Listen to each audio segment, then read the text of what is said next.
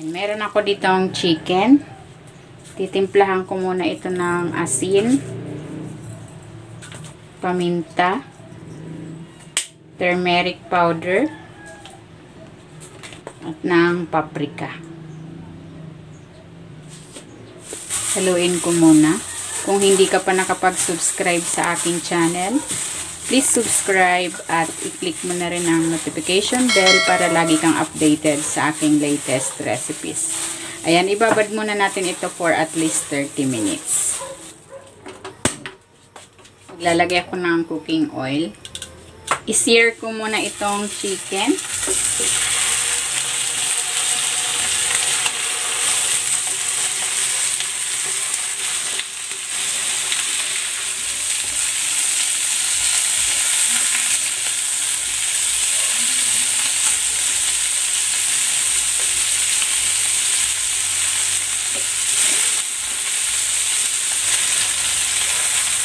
Okay na ito. Hanguin ko muna.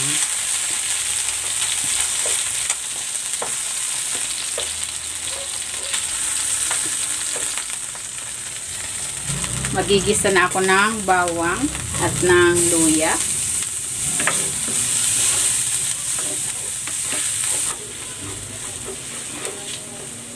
Ilagay ko na rin tong sibuyas.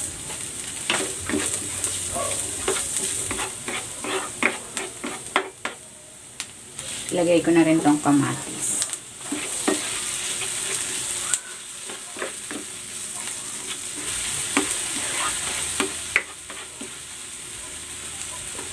Lalagay din ako dito ng tomato paste.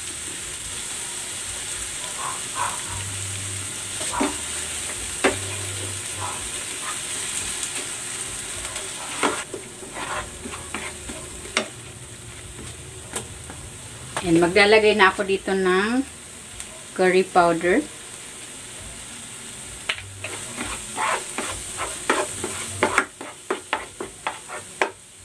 Then, ibabalik ko na dito yung chicken.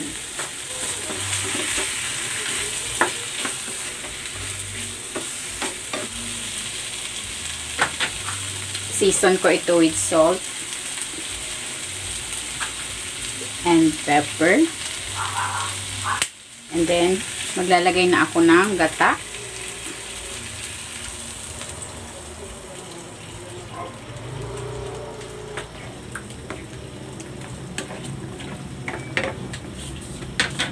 Takpan natin. I-simmer natin ito for 15 to 20 minutes.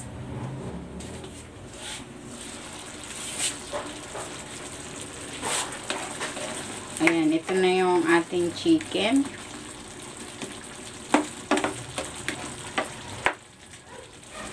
Ilagay ko na rin tong bell pepper.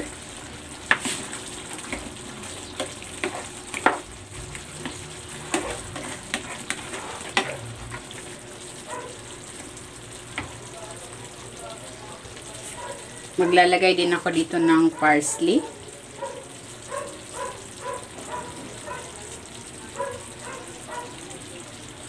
Ayan, luto na itong ating chicken curry. Hahanguin ko na ito.